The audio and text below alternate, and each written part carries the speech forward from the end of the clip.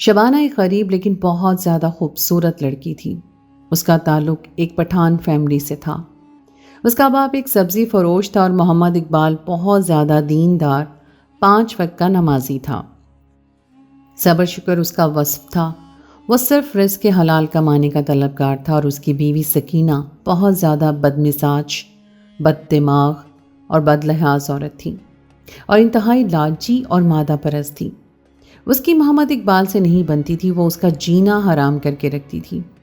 محمد اقبال کو اپنے گھر میں سکون محسوس نہیں ہوتا تھا۔ وہ ہر وقت طنز کے نشتر چبو کے رکھتی تھی اور کسی نہ کسی بات پر ذلیل کرتی تھی اور بہت ہی پریشان کرتی تھی۔ ان دونوں کی 2 ہی اولادیں تھیں اور دونوں بیٹیاں تھیں۔ بڑی بیٹی کا نام شبانہ تھا اور چھوٹی کا نام ریحانہ تھا۔ شبانہ بہت خوبصورت اور دلکش تھی، لیکن وہ عادات میں سکینہ کا عکس تھی۔ بہت دولت کی فراوانی کی خواہش مند تھی اور اپنے گھر کی غربت سے نالاں تھی، اور ریحانہ اپنے باپ محمد اقبال کا عکس تھی، صابر، شاکر، ہر حال میں خوش رہنے والی اور رزق حلال کی تمنائی۔ اسے اپنے ابو پر بہت ترس آتا تھا کیونکہ وہ سارا دن محنت کرتا تھا۔ صبح صبح سبزی منڈی جاتا اور پھر اپنی دکان پر سبزی لے کر آتا تھا۔ سارا دن سب بیچ کے وہ رات کو جب تھک ہار کے واپس آتا تو اس کی بیوی سکینہ اس سے پانی کا گلاس بھی نہیں پوچھا کرتی تھی اور اس کا مسکرا کر استقبال تو کیا کرنا تھا، اس کے دکھ سکھ کی ساتھی تو کیا بننا تھا۔ اس کی بیٹی شبانہ بھی ایسی ہی بے حس ہو گئی تھی اور ماں کے تو سارے کام کرتی تھی اور باپ کی اسے کوئی پرواہ نہیں تھی، بلکہ وہ دل میں باپ سے خائف تھی، جس کی وجہ سے غربت کے دن انہیں دیکھنے پڑ رہے تھے۔ ان حالات کو دیکھتے ریحانہ نے بہت چھوٹی عمر میں اپنے ابو کے کاموں کی ذمہ داری لے لی تھی اور وہ بہت خدمت دل سے کرتی تھی اور اسے باپ کی شفقت اور نرم مزاجی بہت ہی اچھی لگتی تھی۔ ان دنوں شبانہ کے تایا کا بیٹا عارف آیا تھا اور وہ بہت شریف اور نیک لڑکا تھا۔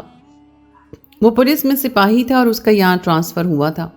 وہ ان کے گھر میں رہائش پذیر تھا۔ اس شہر میں اس کا اور کوئی بھی نہیں تھا۔ وہ اپنی زندگی میں پہلی مرتبہ ان کے گھر آیا تھا۔ محمد اقبال کو اپنا یہ بھتیجا بہت ہی زیادہ پسند تھا۔ 3 مرلے کے گھر میں اتنی جگہ نہیں ہوتی کہ آنے والا اپنا بوریا بستر اٹھا کر لے آئے۔ انسان کو خود شرم آ جاتی ہے اور وہ خود سے بھی کچھ خیال کر لیا کرتا ہے اور کسی کو تنگ نہیں کرتا ہے۔ سکینہ نے طنز کیا تھا اور نیک بخت مہمان اللہ کی رحمت ہوتا ہے اور دل میں جگہ بنائی جاتی ہے تو پریشان کیوں ہوتی ہے؟ وہ تو اس فالتو کمرے میں جو کسی کے استعمال میں بھی نہیں تھا اس میں آ کر رات میں سو جاتا ہے اور سارا دن تو وہ گھر میں رہتا بھی نہیں ہے۔ اس کا ہونا یا نہ ہونا تو برابر ہی ہے، وہ کسی کو کوئی تنگ نہیں کرتا ہے۔ محمد اقبال نے اسے سمجھایا تھا اور وہ سچ بھی یہی تھا، لیکن سکینہ کا دل بہت ہی چھوٹا ہو رہا تھا اور رات میں جب سارے گھر والے بیٹھے تھے تو عارف بھی ساتھ بیٹھا ہوا تھا اور محمد اقبال روٹین کے مطابق واپسی میں سبزی کے تھیلا لے کر آتا تھا تو آج اس کا تھیلا دیکھ کر سکینہ کے تن بدن میں آگ لگ گئی تھی۔ کبھی گوشت اور چاول بھی لے کر آیا، اس نے طنز کیا تھا، کل لے آؤں گا۔ محمد اقبال نے جواب دیا۔ پھر دوسرے دن محمد اقبال آتے ہوئے گوشت اور چاول بھی لے آیا تھا۔ اس نے سامان کا شاپر سکینہ کے سامنے رکھ دیا تھا، لے آج اچھا سا پلاؤ بنا کر سب کو کھلا دے، اس نے خوشگوار موڈ میں کہا تھا، اور تھوڑا سا گوشت اور 1 کلو چاول لے کر آ گیا ہے اور کہہ رہا ہے اس طرح کہ جیسے دیگ بنوانے کا سامان مہیا کر دیا ہو۔ اس نے طنز کیا تھا اور ناشکری اس کی عادت تھی۔ محمد اقبال سن کر چپ ہی رہا تھا۔ جانتا تھا وہ کسی بھی حال میں خوش رہنے والی عورت نہیں تھی، لیکن ریحانہ کو اس طرح عارف کی موجودگی میں بہت شرمندگی ہوئی۔ ابو کی توہین پر اسے اپنی امی کا رویہ بہت عجیب لگا تھا۔ وہ امی کو کچھ بھی نہیں سمجھا سکتی تھی، وہ اس کے پیچھے پڑ جاتی تھی، اس لیے اس نے شبانہ سے کہا، شبانہ، امی کو اس طرح عارف کی موجودگی میں ایسا نہیں کہنا چاہیے تھا۔ ریحانہ نے کہا، امی کی مرضی ہے، اس نے لاپرواہی سے کہا۔ شبانہ، امی تمہاری بات سنتی ہیں، تم سمجھایا کرو، اس طرح کا توہین آمیز رویہ اچھا نہیں ہے، اس نے دھیرے سے کہا تھا۔ ریحانہ، میں امی کو کچھ بھی نہیں سمجھا سکتی ہوں کیونکہ امی ویسے ہی بہت دکھی رہتی ہیں۔ ابو کی طرف سے ابو نے انہیں کیا دیا ہے؟ انہوں نے صبر کیا ہے، وہ تھک گئی ہیں۔ شبانہ نے سکینہ کی مکمل حمایت کری تھی۔ ریحانہ اس کو حیرت سے دیکھتی رہ گئی تھی، وہ کیا کہہ رہی تھی اور اس قدر غلط بیانی پر پریشان ہو گئی تھی۔ ابو صحیح کہتے تھے کہ شبانہ سکینہ کی کاپی ہے اور ریحانہ کو افسوس نے گھیر لیا تھا۔ اس کی بے حسی، اس کی لاپرواہی ریحانہ جیسی حساس لڑکی کو تکلیف دے رہی تھی۔ پھر اچانک سے ان کے گھر میں عارف کے والدین آئے اور ان کا کہنا تھا کہ ان کا دل کیا ملنے کو، وہ اسی لیے آئے ہیں۔ اور 2 دن پھر ان کے آنے کا مقصد واضح ہو گیا۔ وہ شبانہ کا رشتہ عارف کے لیے مانگنے آئے تھے۔ سکینہ کو سن کر بالکل خوشی نہیں ہوئی تھی، لیکن محمد اقبال بہت خوش تھا۔ اس کے بھائی بھابھی، ان کے بچے، اس کا خاندان اس کے جیسے تھے۔ وہ واپس اپنا مقصد بیان کر کے چلے گئے تھے۔ اور شبانہ، تجھے پتا ہے تیرا تایا تائی کس مقصد کے لیے آئے تھے؟ سکینہ نے پوچھا۔ ملنے آئے تھے، اور کس لیے آئے تھے؟ وہ ان کے رشتے کے سلسلے سے بے خبر تھی، اس لیے بولی تھی۔ نہیں، وہ اس لیے نہیں آئے تھے، وہ تیرا رشتہ مانگ رہے تھے، سکینہ نے بتایا تھا۔ کیوں امی؟ شبانہ نے کہا۔ اس لیے تو ہے ہی اتنی خوبصورت، تو جیسی لڑکی ان کو کہاں ملنی ہے؟ اس غریب کلاش کے سکینہ نے غرور سے کہا۔ لیکن مجھے سے شادی نہیں کرنی ہے، یہاں بھی چیزوں کو ترسوں، وہاں بھی ترسوں، میری قسمت میں کیا یہی لکھا ہے؟ آپ منع کر دیں، اس نے نخوت سے کہا تھا۔ میں آج تیرے باپ کو منع کر دوں گی۔ اس دن وہ ہواؤں میں اڑ رہا ہے جس دن سے ان لوگوں نے رشتہ مانگا ہے، سکینہ نے طنز کیا تھا۔ ابو کو تو پسند ہی آنا تھا، کیونکہ وہ بالکل ان جیسا ہی ہے۔ اس کا مطلب ہے ایک اور سکینہ، میری سہیلیاں اسکول میں کہتی تھی کہ شبانہ تو اتنی حسین ہے کہ تجھے کوئی بھی امیر لڑکا آسانی سے مل سکتا ہے۔ میں آپ کے جیسی زندگی گزارنے کے لیے تیار ہو جاؤں؟ سوری، مجھ میں اتنا حوصلہ اور صبر نہیں ہے۔ وہ کہتی ہیں تم ہم سب سے الگ ہو، اس طرح کی زندگی مت جینا، تو میں قربانی کیوں دوں؟ تو پریشان نہ ہو، میں تیرے باپ کو منع کر دوں گی، سکینہ نے اسے حوصلہ دیا تھا۔ امی، میں صرف کسی امیر لڑکے سے شادی کروں گی، شبانہ نے صاف کوئی سے کہا تھا۔ میں بھی یہی چاہتی ہوں، سکینہ نے کہا۔ شام کو محمد اقبال گھر آیا تھا تو آتے ہی سکینہ شروع ہو گئی۔ اس رشتے سے منع کر دے، سکینہ نے اسے کہا۔ کیوں بھلا؟ محمد اقبال نے حیرت سے پوچھا۔ اس لیے کہ شبانہ کو یہ رشتہ پسند نہیں آیا ہے، وہ اس پہ راضی نہیں ہے، سکینہ نے بتایا تھا۔ اور یہ رشتہ بہت ہی اچھا ہے اور اپنوں میں ہے۔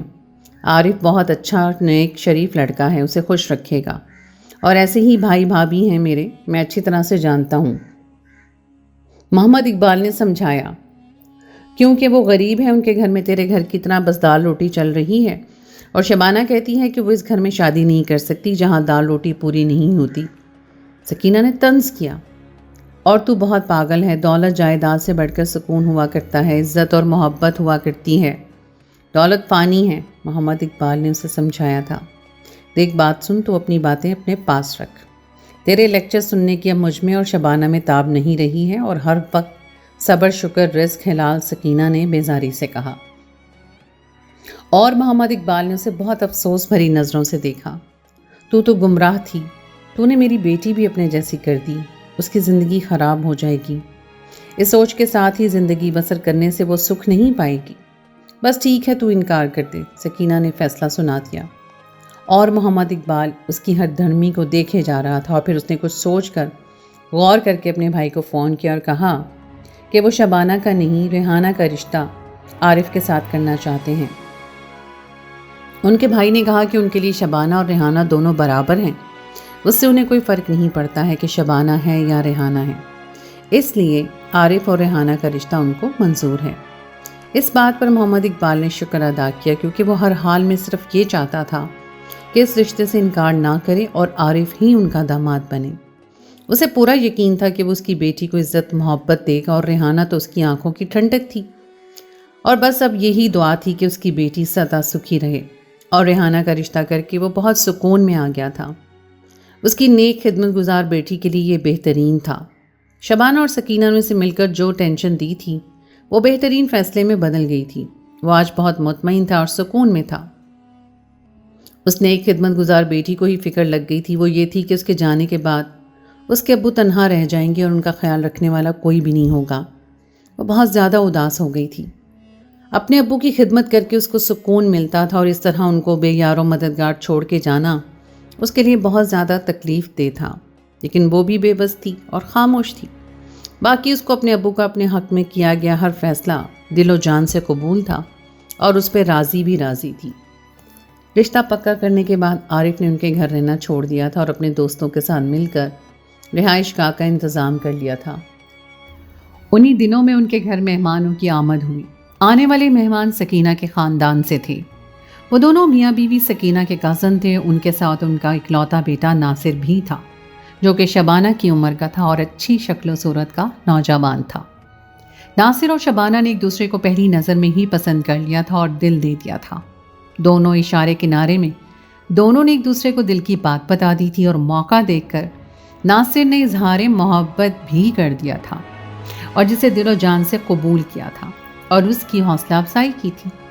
اب اس کے جانے کا وقت قریب آیا تو دونوں جدائی کے خیال سے اداس تھے۔ ناصر نے اس کے ساتھ جینے مرنے کے وعدے کیے تھے اور شبانہ نے بھی وفا کا عہد زندگی بھر کے لیے کیا تھا۔ ناصر نے جانے سے پہلے ہی اپنی ماں سے کہا کہ وہ شبانہ کو پسند کرنے لگا ہے اور صرف اسی سے شادی کرے گا، اور اس کی بات پر اس کے والدین کو کوئی اعتراض نہیں ہوا تھا، کیونکہ ناصر ان کا اکلوتا بیٹا تھا اور وہ اس کی خوشی ہی چاہتے تھے، اور شبانہ ان کو بھی پسند آ گئی تھی۔ وہ تو تھی ہی خوبصورت لڑکی، اور ناصر کی ماں کو بھی ایسی ہی لڑکی چاہیے تھی۔ ہر ماں کی طرح وہ بھی چاہتی تھی کہ ناصر کے لیے چاند سی دلہن اپنے گھر میں لا سکے، لیکن محمد اقبال کو رشتے کا سن کر بالکل بھی خوشی نہیں ہوئی تھی، کیونکہ وہ ان لوگوں کو پسند نہیں کرتا تھا۔ سکینہ کا سارا خاندان ایک جیسا تھا، سب کے سب لالچی اور مادہ پرست تھے، حلال و حرام کی تمیز نہیں رکھتے تھے، اور صبر و شکر ان کے اندر بالکل بھی نہیں تھا۔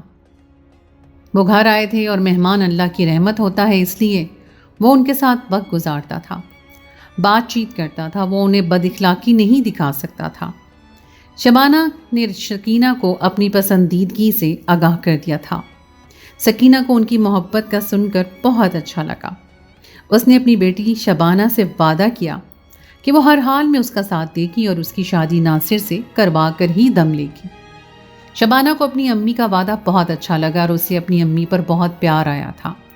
اس نے سوچا بات کرنے کا فیصلہ کیا تھا، اور رات کو کھانا کھاتے اقبال کے پاس آئی تھی۔ شبانہ کا رشتہ مانگا تھا ان لوگوں نے۔ سکینہ نے آج محمد اقبال کو یاد کروایا تھا۔ مجھے یاد ہے، محمد اقبال نے کہا۔ تو کوئی جواب بھی دیا جاتا ہے، وہ انتظار کرتے ہوں گے۔ میری طرف سے انکار سمجھ لیں، اس نے بیزاری سے جواب دیا۔ کیوں بھلا؟ سکینہ نے حیرت سے پوچھا۔ اس لیے کہ وہ لوگ مجھے پسند نہیں اور بہت دولت کے خواہش مند لوگ ہیں، اس نے وجہ بتائی۔ وہ لوگ بہت زیادہ اچھے ہیں اور ان کے گھر میں خوشحالی ہے، ان میں کوئی بھی بری بات نہیں ہے، سکینہ نے کہا۔ مجھے وہ لڑکا ناصر بہت زیادہ لاپرواہ اور نکما لگتا ہے، وہ محنتی اور مخلص نہیں ہے، وہ کوئی کام نہیں کرتا بھی، محمد اقبال نے سمجھایا۔ وہ اکلوتا ہے، اس کو کاروبار کروائیں گے، اس کے پاس باپ کے پاس بہت کچھ ہے اور سب کچھ ناصر ہی کا ہے، وہ اسے نوکری نہیں کروائیں گے، اسے کاروبار دیں گے، سکینہ نے جواب دیا۔ کچھ بھی ہو مجھے تو سمجھ نہیں آ رہا، محمد اقبال نے کہا تھا۔ شبانہ کو یہ رشتہ پسند ہے اور اس نے کہا ہے کہ وہ ادھر ہی شادی کرے گی۔ شبانہ کی یہ بے حیائی محمد اقبال کی غیرت کو بہت ناگوار گزری تھی۔ وہ بہت مشکل سے برداشت کر رہا تھا، اس نے خاموشی اختیار کر لی تھی۔ اسے ناصر کا رشتہ سمجھ میں نہیں آ رہا تھا اور شبانہ کی ضد کے آگے وہ مجبور اور بے بس ہو گیا تھا۔ اس نے ہاں کر دی تھی اور سکینہ اور شبانہ کا خوشی سے جھوم اٹھا تھا من۔ سب کچھ انہی کی من مانی کے مطابق ہوا تھا۔ ناصر کے گھر والوں نے باقاعدہ طور پہ رسم کی تھی اور پیسے خرچ کیے تھے، جبکہ عارف کے والدین نے سادگی سے روایت کے مطابق رسم کری تھی، جس پر سکینہ اور شبانہ نے ریحانہ کے سامنے خوب مذاق اڑایا تھا، ان کی غربت کا اور سادگی کا، جبکہ وہ اتنے غریب نہیں تھے، لیکن ریحانہ کو ان باتوں سے کوئی بھی فرق نہیں پڑتا تھا۔ وہ بہت قناعت پسند تھی۔ شبانہ ناصر کے دیے گئے گفٹ اپنی سہیلیوں کو دکھاتی اور خوب اتراتی تھی۔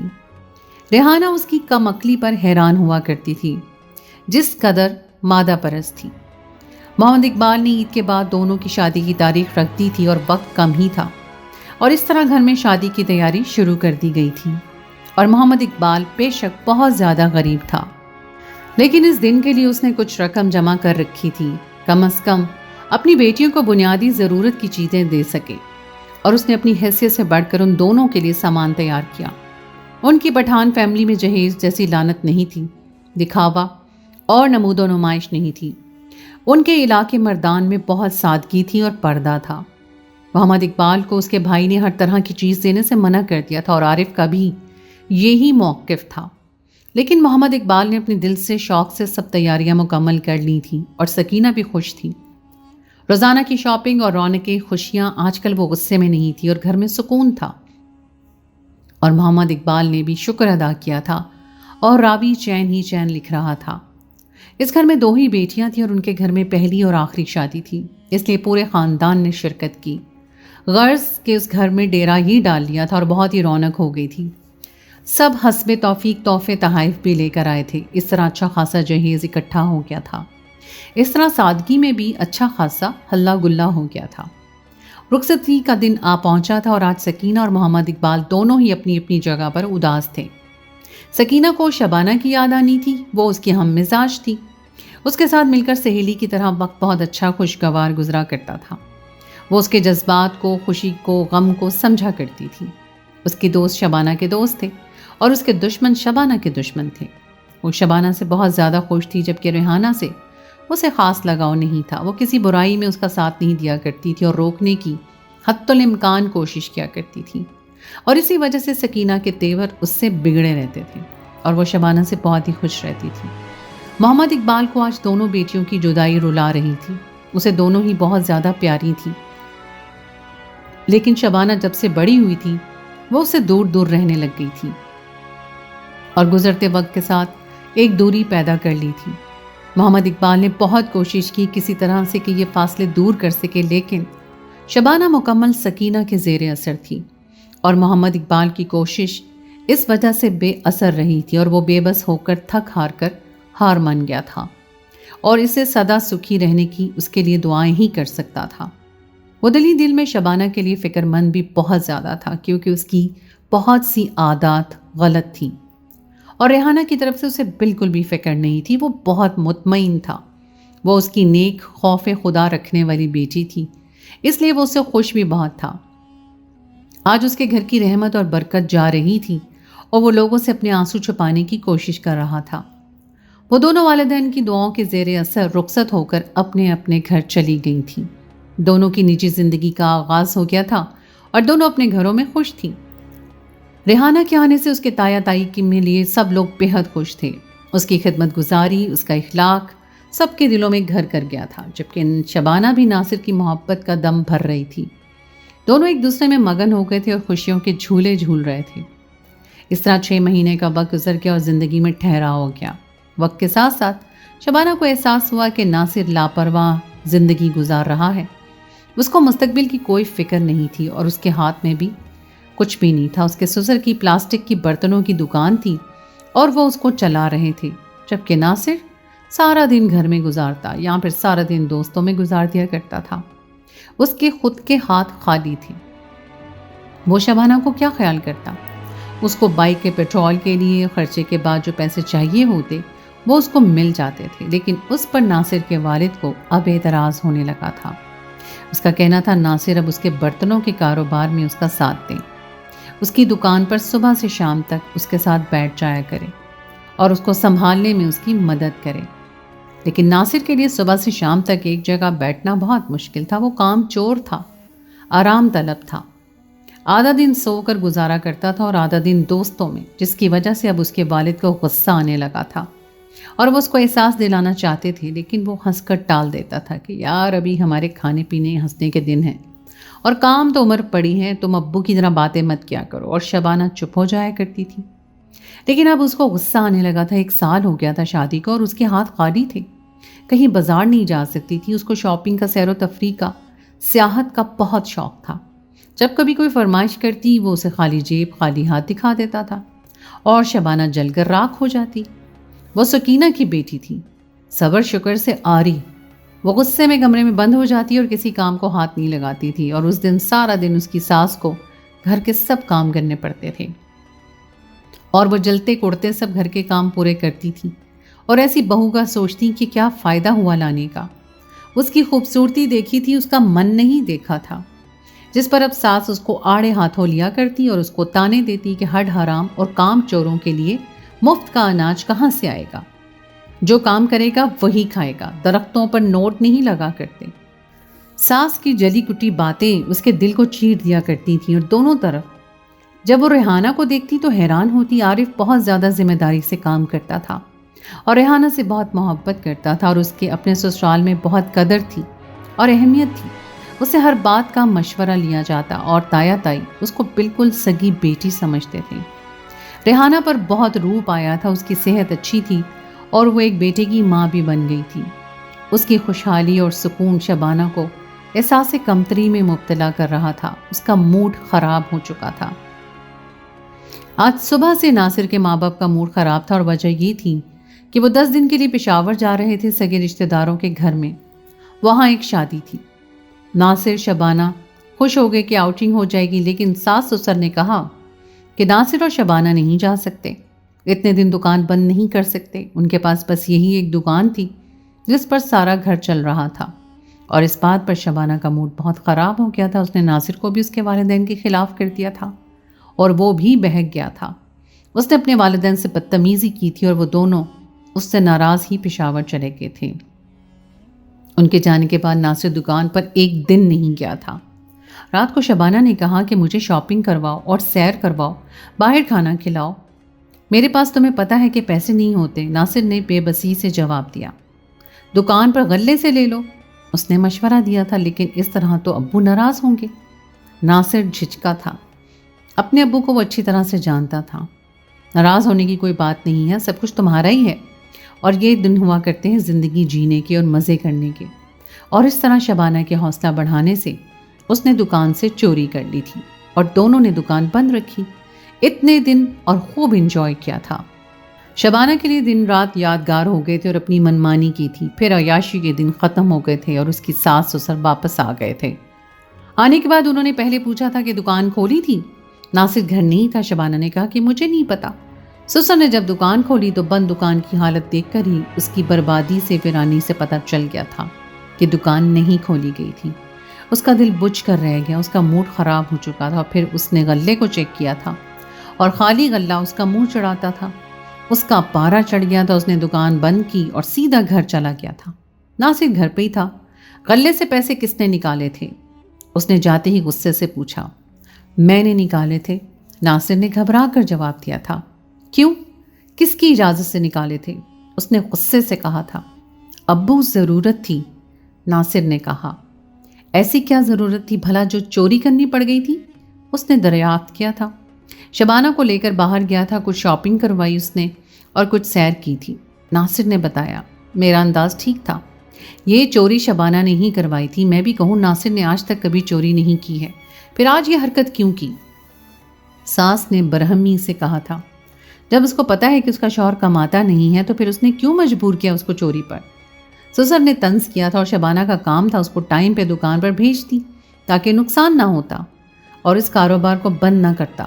ساس نے بھی کہا تھا اور شبانہ کے اندر اتنی برداشت نہیں تھی، اس سے غصہ آ گیا تھا۔ کیا ہو گیا ہے جو پہلی بار میں اپنے شوہر کے ساتھ باہر چلی گئی تھی؟ اس پر کون سا قیامت آ گئی تھی؟ اور ہر چیز آپ لوگوں نے اپنے ہاتھوں میں رکھی ہوئی ہے، ہم ترستے ہیں۔ کمرے سے باہر آ کر شبانہ نے جواب دیا تھا، اور گھر میدان جنگ بن گیا تھا۔ ساس سسر اور شبانہ نے جب سب لحاظ و مروت ختم کر کے آمنے سامنے ہو کر خوب جہالت دکھائی، خوب طنز کے نشتر چبوئے گئے، اور ناصر تو گھر سے باہر نکل گیا تھا۔ اس کے بعد یہ معمول بن گیا تھا۔ لحاظ و مروت ختم کر کے بڑے چھوٹے کا احترام بھلا کر ایک دوسرے کے دشمن بن گئے تھے، اور شبانہ کو دولت کی حرص چین نہیں لینے دیتی تھی۔ اس کا دل بیزار رہتا تھا اور سکون نہیں پاتا تھا۔ اب اس کے اور ناصر کے بھی جھگڑے شروع ہو گئے تھے۔ ناصر کے گھر والے ناصر سے شکایت لگاتے تھے کہ اکلوتی بہو تو بیٹی کی طرح بن کر رہتی ہے اور یہ اتنی بد زبان اور بد لحاظ ہے، ناشکری ہے، اچھا کھاتی پہنتی ہے اور کبھی خوش نظر نہیں آتی، اس کے تو سکینہ کی طرح رونے ختم نہیں ہوتے۔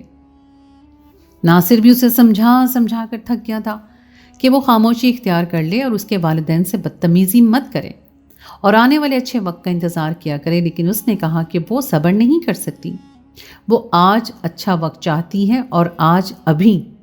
کل کس نے دیکھا تھا؟ اور اس کو صبر کی باتوں سے الرجی تھی۔ پھر جھگڑے شدید ہوتے گئے۔ شبانہ اپنے گھر میں آ گئی تھی اور ناصر سے روٹھ گئی تھی۔ ناصر بھی پریشان ہو گیا تھا اور سکینہ نے شبانہ کی بات سن کر بہت دکھ کیا اور شبانہ کو اپنے گھر روک لیا تھا، اور محمد اقبال نے سمجھایا کہ اس کے ساس سسر غلط نہیں ہیں، اسے برداشت سے کام لینا ہے اور شبانہ ناصر کو ذمہ داری لینی ہوگی اور باتوں کو سمجھنا ضروری ہے۔ محمد اقبال کی باتوں کو کسی نے بھی خاطر میں نہیں لانا تھا اور شبانہ ان دنوں پریگننٹ تھی اور نکچڑی بنی ہوئی تھی۔ 7 مہینے میکے میں رہ کر اس کو ساس سسر لینے آ گئے تھے۔ دادا دادی بننے کی خوشی میں انہوں نے ساری ناراضگی ختم کر دی تھی اور اسے لینے آ گئے تھے۔ ان کے آنے پر وہ مزید اکڑ گئی تھی اور اپنی جیت سمجھ رہی تھی اور وہ فاتح انداز میں ان کے ساتھ گئی تھی اور سکینہ بھی بہت خوش تھی۔ اس کے ساس سسر کو جھکا کر، اور ناصر تو اسے اچانک سے اپنے گھر میں داخل ہوتے دیکھ کے حیران اور خوش ہو گیا تھا۔ اس کا شکریہ ادا کیا اور وہ مزید اکڑ کر پھر رہی تھی۔ ناصر کی وہی روش تھی، فارغ رہنا، اور شبانہ کی بھی وہی روش تھی، لیکن اس کے ساس سسر اس کی حالت کی وجہ سے اس کے برے رویے کو نظر انداز کر رہے تھے۔ کچھ دن کے بعد شبانہ ایک بیٹے کی ماں بن گئی تھی اور پورے گھر میں خوشی کی لہر دوڑ گئی تھی۔ چھوٹے معصوم بچے کو دیکھ کے دادا دادی بہت ہی زیادہ خوش تھے اور اسی خوشی کو انہوں نے انتظار کیا تھا، اور ناصر بھی بہت خوش تھا اور شبانہ کا نخرہ اور غرور تو آسمان کو چھو رہا تھا۔ اس خوشی کو ایک ہفتہ ہی گزرا تھا کہ اچانک سے ناصر کے والد کا انتقال ہو گیا تھا۔ وہ ٹھیک ٹھاک صحت مند تھے، لیکن رات کو اچانک سے ان کو ہارٹ اٹیک ہوا تھا اور ہارٹ اٹیک بھی جان لیوا ثابت ہوا تھا۔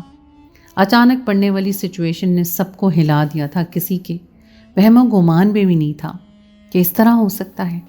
سب سے بڑی مشکل تو یہ تھی کہ وہ واحد گھر کا کفیل تھا جو خاموشی سے اس گھر کا مکمل نظام چلا رہا تھا۔ اب کون اتنا ذمہ دار ہوتا؟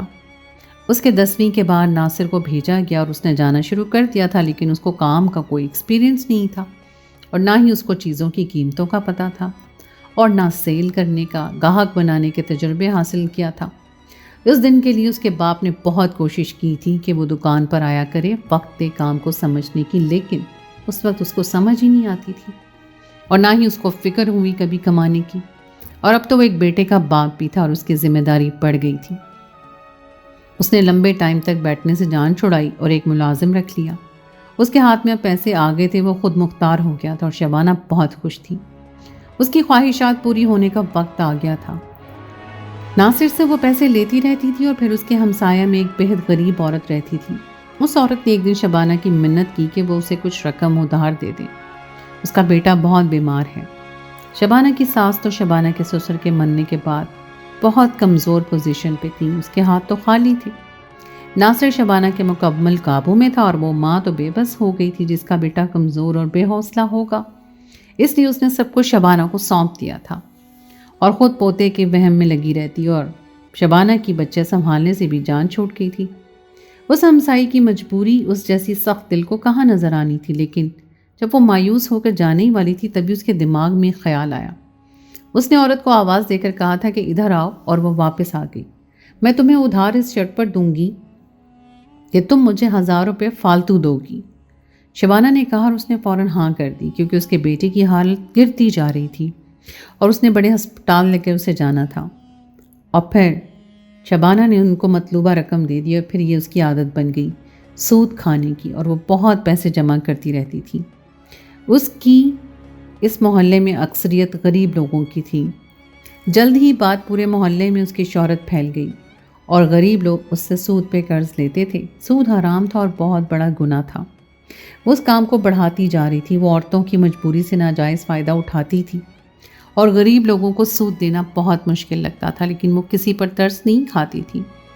سالوں بعد وہ مزید کام بڑھا کر سود کھاتی تھی اور اب شوق پورے کر رہی تھی، اور اس آنے والے وقت میں اس کے پاس سب کچھ تھا۔ گھر عالیشان کوٹھی کی صورت میں بن چکا تھا، گاڑی کھڑی تھی، اس کے 3 بچے ہوئے تھے، تینوں بیٹے تھے۔ وہ سب کچھ پا کے بہت غرور میں آ گئی تھی، اس نے سب کچھ حاصل کر لیا تھا اور اب کوئی خواہش ادھوری نہیں رہی تھی۔ سب کچھ حاصل کرنے کے بعد اس میں تبدیلی نہیں آئی، اس نے سود نہیں چھوڑا تھا۔ اس کے پاس لوگ دور سے آنے لگے تھے، وہ قابل بھروسہ لوگوں کو فوراً قرض دیتی تھی اور پھر ٹائم پر وصول کیا کرتی تھی۔ آنے والے وقت میں اس کے بہت سے تعلقات بن گئے تھے جن کو وقت پر وہ استعمال کیا کرتی تھی۔ جب کوئی پیسے دینے میں دیر لگاتا تو ڈرا دھمکا کے اسے وصول کر لیا کرتی تھی۔ وہ بہت شاندار طریقے سے کام چلا رہی تھی۔ اس کی ساس بیمار تھی، اس نے اوپر کی منزل پر اس کو شفٹ کر دیا، وہ وہاں اکیلی پڑی رہتی تھی۔ شبانہ کبھی بھی جا کر حال احوال نہیں پوچھا کرتی تھی، وہ بہت تنہائی کاٹ رہی تھی۔ اس نے پوتا پوتی بہت پیار سے پالے تھے، وہ ان کو دیکھنے کو، پیار کرنے کو ترسا کرتی تھی، ان کی میٹھی میٹھی باتیں اسے خوشی دیا کرتی تھی۔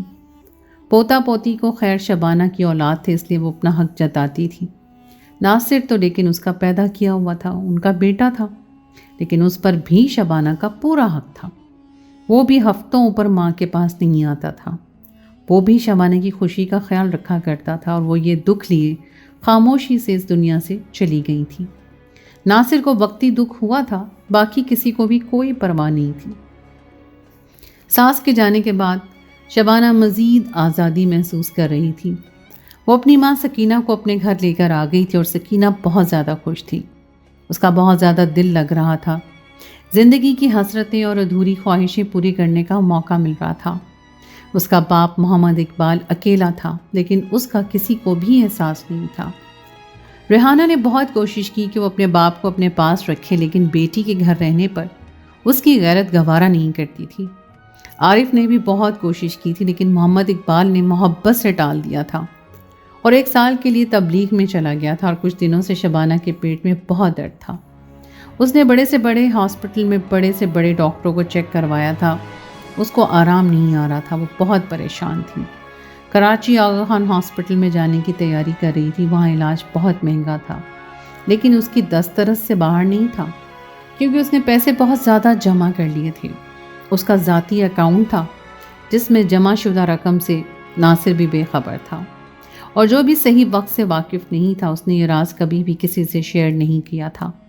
اس کے چھوٹے چھوٹے بچے تھے، اسکول پڑھتے تھے، اس کو سکینہ کے حوالے کر کے وہ جا رہی تھی۔ گھر میں ایک کام کرنے والی بھی تھی، اس لیے کوئی کسی بھی قسم کی مشکل نہ شبانہ کو ہونی تھی اور نہ ہی سکینہ کو، اور بچوں کو بھی نہیں ہونی تھی۔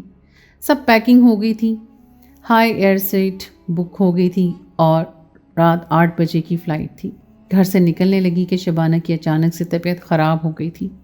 ڈاکٹر کو بلا کر چیک کروایا گیا، پھر دیکھتے ہی دیکھتے اس کی سانس نکل گئی تھی، اور پھر اس کا انتقال ہو گیا تھا۔ سب حیران تھے، اور بہت بڑا دکھ تھا سب کے لیے۔ چھوٹے چھوٹے بچے تھے اس کے، ماں اس کی سکینہ تھی جس کی وہ لاڈلی بیٹی تھی۔ ناصر بھی بہت پریشان تھا اس طرح موت پر اور اس طرح جدائی سے، لیکن انسان بے بس ہے۔ اسے رو دھو کر دفنایا گیا، اور دفنانے کے بعد ناصر کو کسی نے بتایا کہ شبانہ کی قبر پر روزانہ کتے پیشاب کرتے ہیں۔